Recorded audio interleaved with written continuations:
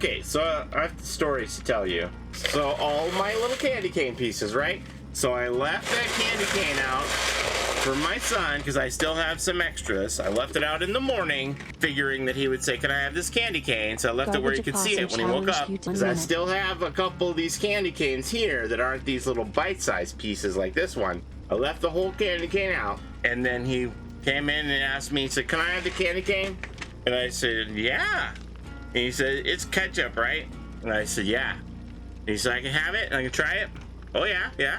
So he tried it and he broke it in half and he gave the other half to my wife and they both spit it out. No word of a lie. And I said, I have been suffering for us as a family, eating all of these disgusting candy canes, and you can't even eat one little bite. And they're like, "No, we cannot." So there you go. They didn't do it. This is what you have to do for your families. This is for my family. And so then my friend who lives on the farm, she really likes lobster. Like whenever she has a birthday, she always wants to have lobster for her birthday dinner, right? So I bought her these from the same company that makes this Archie McPhee. They make lobster candy. So I bought her this little tin of lobster candy and and she ate one. And then she spit it out. And I said, "What? You love lobster candy?" She goes, "Yeah, it tastes like lobster and butter, but it smells like pet food." She's like, "It's really gross." So she spit it out. And she goes, "Yeah, that's all I need of that. Thank you for the little tin of candy. But you could take these home and you can eat these for me when people want you to eat the gross candy canes. You could just eat these lobster lozenge size pieces of candy. It's like a butterscotch, basically, size. You can eat these instead." And I conveniently forgot them at their house. Whoopsie. Shucks, I hate that you forgot that candy. Yeah. You want to know the silliest thing I saw yesterday? A couple people sent it to me. It's pretty funny. So I don't know if you saw on Twitter that Dwell's like, "Hey, everybody's out of the office for the holidays. I'm here by myself. I can do what I want. I'm in charge." And Dwelf was like, "Hey, you know what would be a good idea?" He's like, "What if we ordered more lockers?" And so there's this sarcastic tweet up of him trying to order more lockers from, I don't know, Deals from the Fog or something is the name of the website. Deals from the Fog, I think is the name of the website. And he tried to order 87 lockers or something.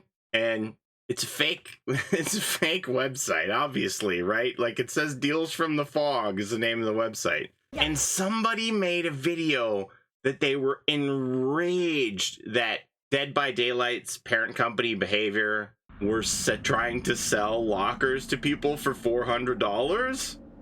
And they're like, this is what your priority is for your game, trying to milk all of the people who play your game for $400 for a locker. And it's like, psst, guess what?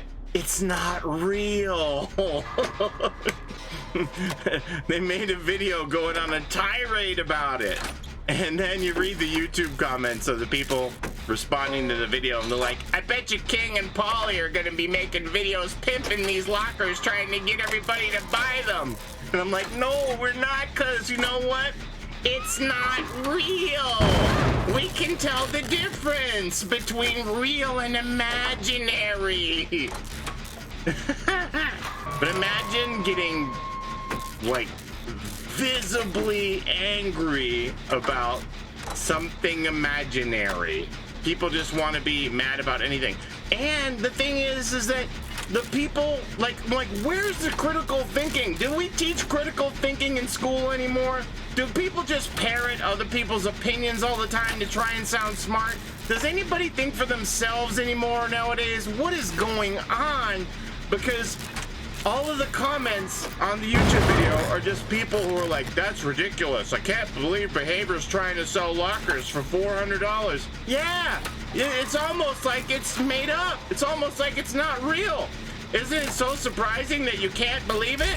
Because you're not supposed to believe it, doughhead. It ain't real. Oh my God.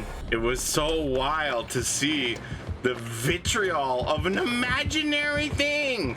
You're literally getting pent up anger about something that is imaginary. Most people can't think for themselves. And it's like even the sale price of the locker is like was $400, now on sale for $3.99. It's like $1 off, and it's like Fog Storage Solutions is the name of the company that's selling them on like fake Fog Amazon, fake Dead by Daylight Amazon deals from the Fog. I don't know how anybody can think that's real. It's so wild. Is the video still up? I'm not sure. Like, sometimes you just gotta use your thinking brain, you know what I mean? Like, I don't know. This is their priority, selling us lockers for $400. They should be improving their game, not worrying about selling lockers for $400. Yeah, they ain't. It reminds me of that time when, like, these Canadian filmmakers shrunk down these hippopotamuses and they made them, like, so tiny that they could shrink down to the size of a dog bowl. Like, they would come to a dog bowl and drink out of it. And they tried to convince people that they had bred these pygmy hippopotami down that small to drink water out of a dog bowl. And people believed it. I don't know, man. I don't know.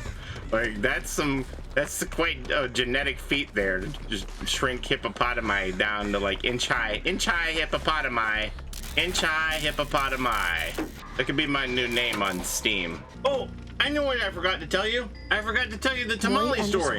The tamale story. You're my biggest fan. What does this sound like right now? I don't know if this is appropriate storytelling or not. What does it sound like? Oh my gosh, it sounds so crazy. The last time we spoke, we talked about what y'all do for Christmas, and some of you were saying that you're going to get tamales and how it was a big Mexican tradition to get tamales for Christmas. And I was like, I never had a tamale in my life. What is a tamale? And y'all were describing it to me, and I said, let me see if there are even any places around me that sell tamales. I found a tamale place. So I get up in the morning and my wife says, you're meeting somebody to get Funko Pops today? And I said, no. And she goes, well, why did you write this person's phone number down with their name and stuff? And I go, that's the name of a tamale place. And she goes, what are you talking about? I said, I was talking over with chat and I was going to expand my cultural horizons and have something different to eat. And so I want to get tamales today.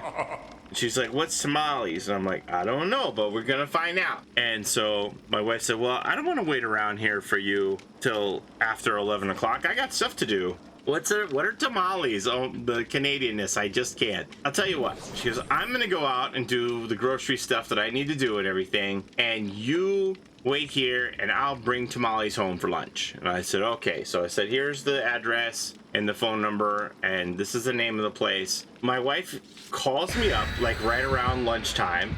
Oh, I'm almost home. And she goes, I didn't know what to get for lunch, so I just grabbed 2 hot and ready Little Caesars pizzas, and we're gonna have that for lunch. And I said, what? What about the tamales? And she says, oh my God, I forgot the tamales. And I said, what?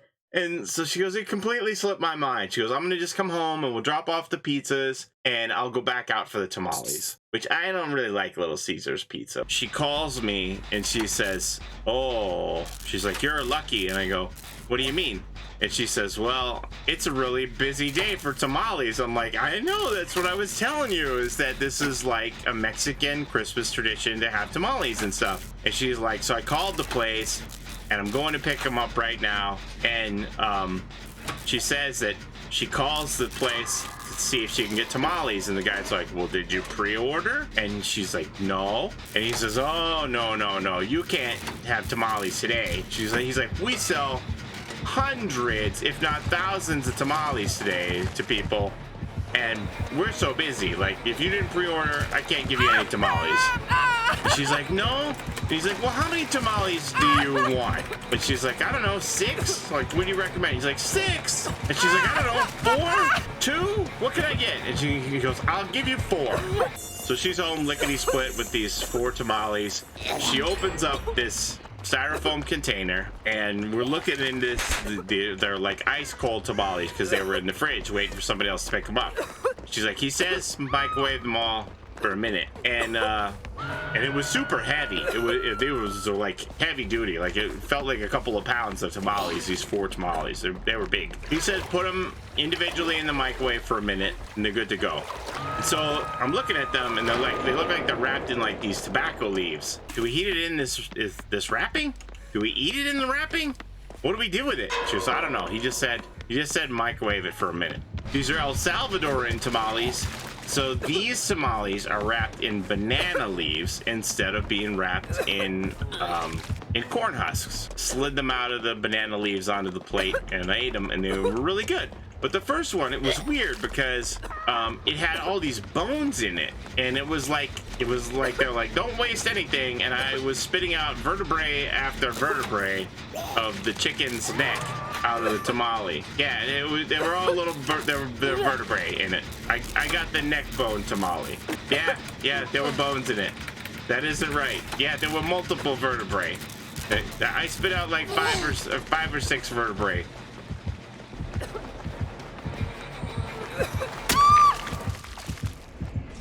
Five or 6 vertebrae I spit out, and I'm like, well, like, you know, what do I know? I'm like, either this is the way they make it, or this was the, hey lady, you need a couple of tamales, huh? I'm gonna give you the bottom of the barrel ones. But it tasted good, and you know, and so then I gave my son a bite, and he's like, yeah, I like that, and I gave my wife a bite. She goes, I don't like that. And the other 3 were great.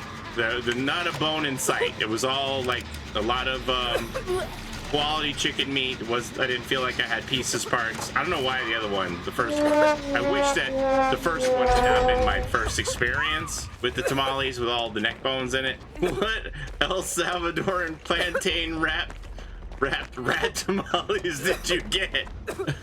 So that was my tamale experience, but they were good. I'd get them again. The consistency was really weird. It wasn't what I was expecting.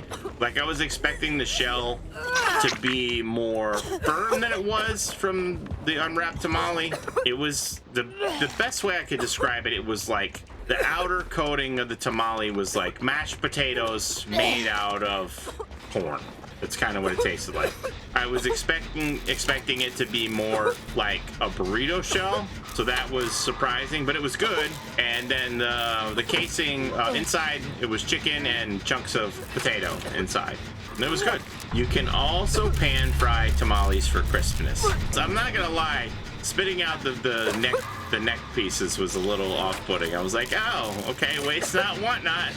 We're putting the entire chicken in these tamales. Tamales are very versatile. You should try different kinds. Don't let the neck bones ruin tamales for you. No, the other 3 were amazing. Super quality chicken meat in those. So I was like, oh, these are really good. Was it good that my first tamale had bones because it made me appreciate the other ones? Or was it bad that my first tamale had bones because it made me be like, what the heck is this? But the other ones super made up for it. My mama's tamales fall right off the bone. They're making boneless tamales now.